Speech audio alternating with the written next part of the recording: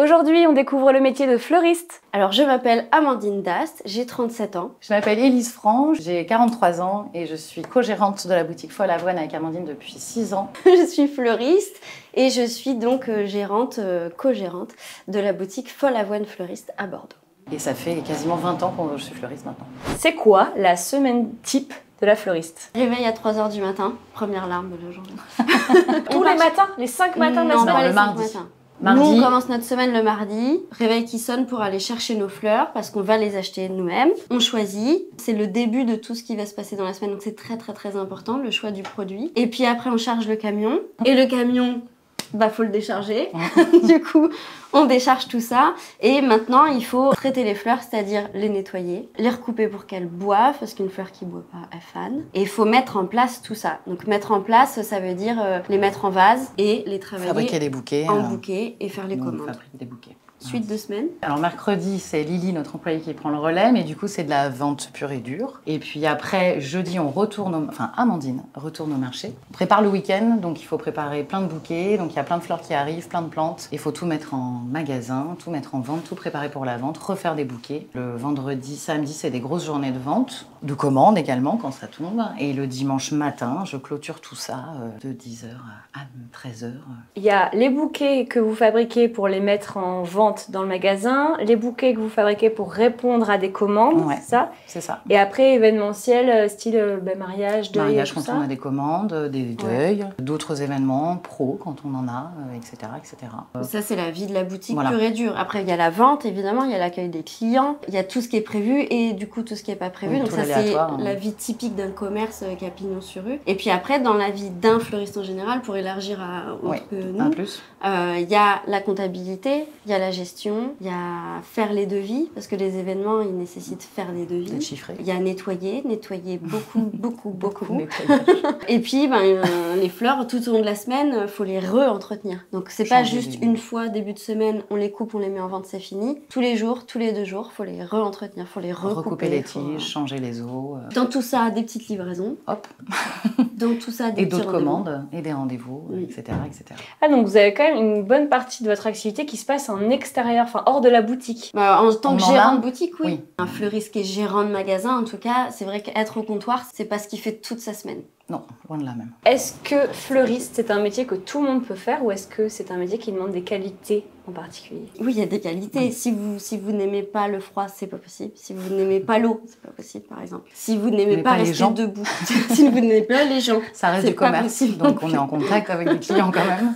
Donc C'est vrai. il faut savoir parler un petit peu. Oui, il y a des qualités commerçantes, relationnelles évidentes, parce que on fait ce métier pour ça. Donc après, une des qualités aussi à avoir dans ce métier, c'est que en fonction des gens qui viennent vous voir, en fonction des événements qui viennent fleurir, parfois il y a pas mal de deuil. Du coup, il faut arriver à garder un certain professionnalisme, même s'il faut être à l'écoute également. Du coup, ça, c'est quelque chose qu'on n'apprend pas forcément à gérer dans les formations qu'on vous propose, de pas pleurer devant les gens quand ils viennent pour un enterrement. Même si on est touché par Même si ce ça qui nous se touche passe. quand même et qu'on Ouais. a envie de les accompagner au mieux, mais du coup, c'est quelque chose qu'il faut être prêt à accepter et à gérer au mieux, en tout cas. Puis à côté de Artistique ça, aussi. artistiquement, oui, voilà, il faut un œil, je dirais, savoir associer des jolies choses ensemble. Mais après, volonté ou pas, il y a une condition physique Aussi. quand même à avoir, parce que c'est un métier qui a pas l'air, mais qui est très physique. À charger ou décharger des camions 2 ou 3 fois par semaine, faut le tenir. Ça, rester 10 heures debout par jour, il faut le tenir aussi. Alors qu'est-ce que vous aimez dans votre métier? Pourquoi vous vous levez tous les matins? Les conditions dures, c'est quand même cool de pouvoir dire ouais, moi je fais ça, je suis super forte. Plein-moi, Il y a un plein-moi. petit peu- ouais, il y a un petit peu de ah oui, plaignez-moi, c'est très dur ce que je fais. Non, mais c'est quand même très joli en soi. On vit quand même dans un environnement qui est très agréable, quand même cool. Et c'est hyper varié. Oui. Par définition, le végétal, ça marche par saison. Donc, si tout va bien et que ça reste comme ça, un petit peu, les saisons changent normalement. Et donc, tous les 3 mois, ça se renouvelle, mais tous les mois même. Et tous les ans, il y a des nouvelles variétés qui arrivent. En fait, on Des se fait nouvelles surprendre couleurs, en permanence et on se fait guider par la nature, c'est beau. Ouais. C'est- Est-ce que c'est un métier que vous voyez faire jusqu'à la retraite? Si le corps veut bien. Ouais. Non, c'est vrai. Parce que moi, je me suis posé la question il n'y a pas si longtemps encore. Corporellement ? Ouais. Ça fait quand même bientôt 20 ans qu'on sera fleuriste, en fait. Et du coup, moi, je trouve qu'avec l'âge avançant, un petit peu, mine de rien, physiquement, ça devient parfois pas très simple. Comment est-ce qu'on devient fleuriste? Alors, c'est pas une obligation pour ouvrir une boutique, mais c'est toujours mieux d'avoir des compétences techniques. Du coup, ça commence par un CAP, CAP fleuriste, qui se fait en 2 ans traditionnellement. Après, il y a des formations maintenant qui peuvent se faire plus rapides, en 1 an. Et ensuite, si on a envie, on peut enchaîner sur le BP fleuriste, qui lui est plus technique. On apprend plein d'autres choses. Enfin, moi, je conseille, parce que du coup... C'est combien d'années en plus, le BP? Eh ben, normalement, traditionnellement, c'est en 2 ans également. D'accord. Avec un apprentissage, du coup, on est en entreprise mais le CAP, c'est pareil, et à l'école. On peut enchaîner avec des diplômes encore plus élevés, si on a envie. Il peut y avoir un BM, un brevet de maîtrise, pardon, ça s'appelle. D'accord. Il y a BTM, et après, si on a envie, on peut même faire...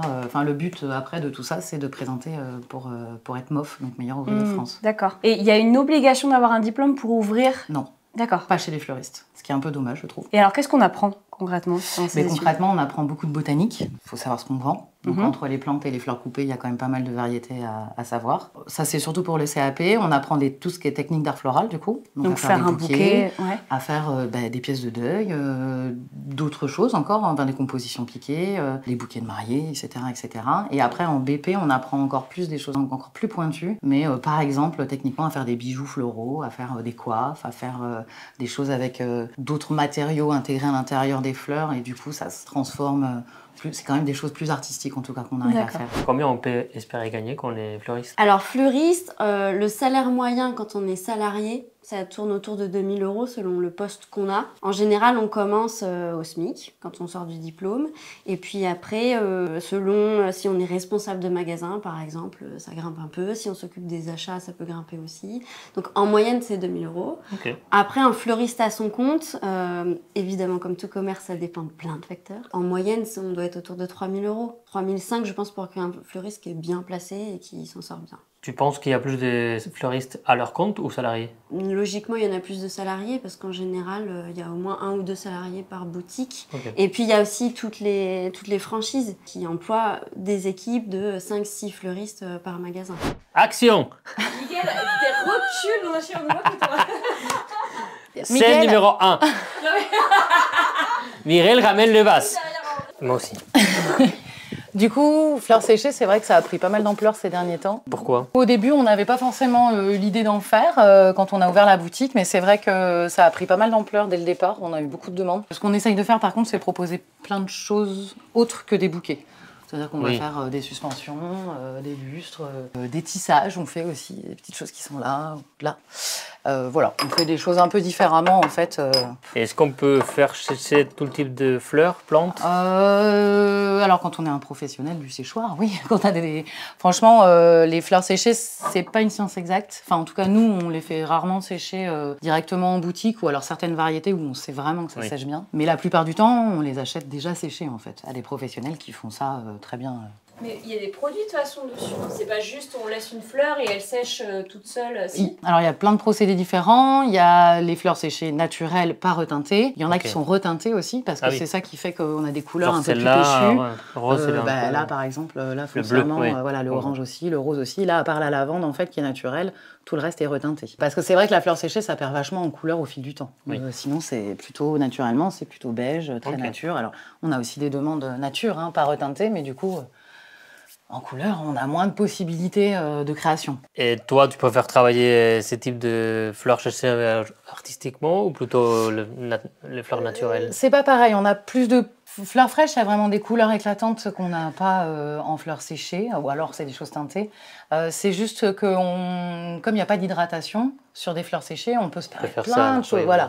Et donc, décliner des bouquets en lustre, etc. Là, par contre, oui, on s'amuse en création et en fun.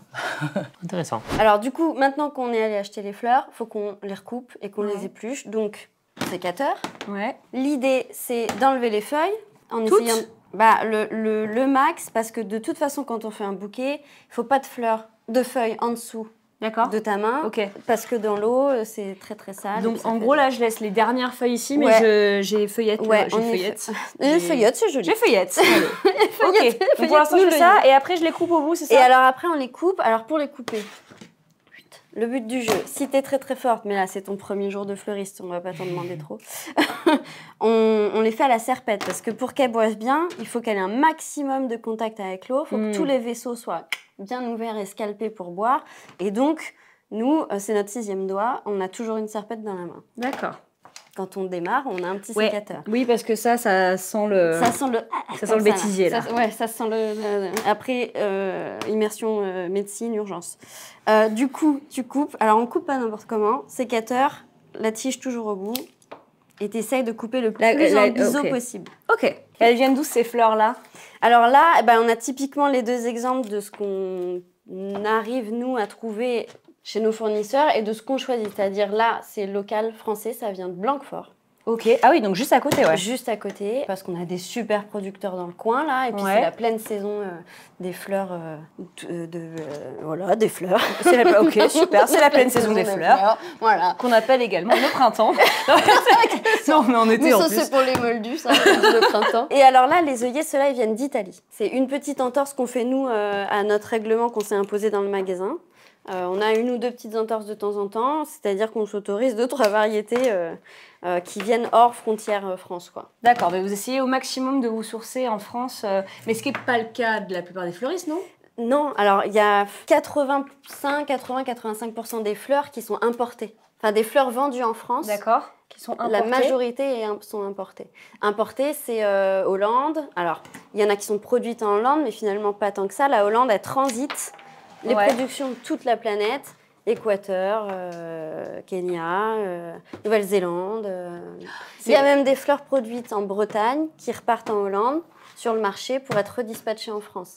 Ok. Donc nous, à force de voir tout ça, nous et pas mal de fleuristes, ça monte de plus en plus. On commence à se dire qu'il faut remettre de la production française parce qu'on a des trucs superbes, on a des variétés magnifiques, on a de quoi, enfin voilà, on a assez de matière sous les pieds là en France pour faire plein de choses. Et est-ce qu'au final, tu es sur un truc où ça coûte limite plus cher d'avoir une fleur qui vient de Blanquefort qu'une fleur qui vient de Nouvelle-Zélande? Non, quand même. Alors en coût, on s'y retrouve. Avant, c'était pas le cas quand il y avait peu de producteurs dans le coin. Ouais. Maintenant, les prix à l'international, ils ont tellement monté que maintenant, on s'y retrouve un petit peu. D'accord.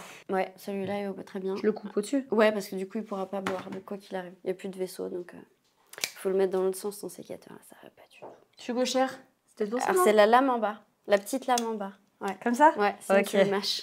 La majorité des fleurs, elles viennent pas d'Europe, celles qui sont importées, et elles sont bourrées de produits qu'on n'a pas le droit d'avoir juste en Europe, même pas France, juste Europe. D'accord. Et c'est des produits qu'il n'est pas bon d'avoir sur ses mains pendant 20 ans, 30 ans, 40 ans de carrière. Il y a eu des analyses faites sur les fleuristes, c'est pas joli. Donc on est aussi contente de se dire qu'on travaille et des trucs du coin et des trucs qui nous font pas de mal, quoi. Enfin, ça, c'est la moindre des choses. Ça, je pense qu'il y a la moitié des plans où tu me vois faire n'importe quoi. Non, mais normalement, je pense que j'ai pas trop mal fait. Hein, écoute, ça va. C'est beau, ça sent bon. La vidéo touche à sa fin. On espère que ça vous a plu. De notre côté, on va finir de rafraîchir les fleurs et puis on va partir pour découvrir un nouveau métier. On se dit à très vite.